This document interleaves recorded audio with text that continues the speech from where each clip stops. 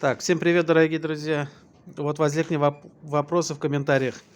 Как поставить зеркало? Ладно уж, это мелочи.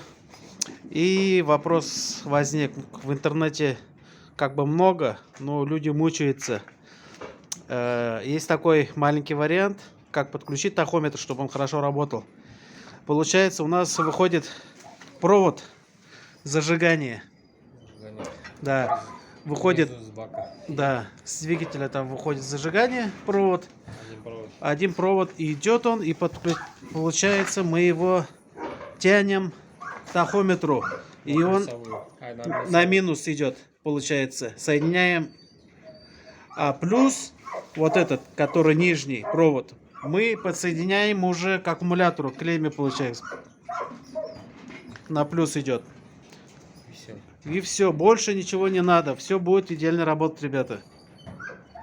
Вот третий этот, вот этот посередине, он не нужен. Попробуйте.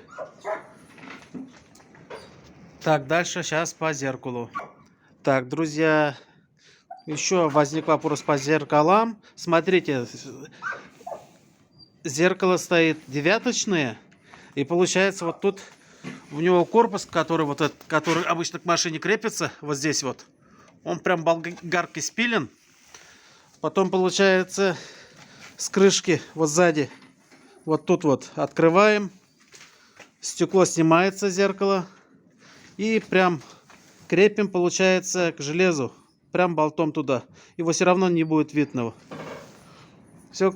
Потом обратно уж крепим зеркало. Вот и все. Всем спасибо. Ставим лайки. Подписываемся.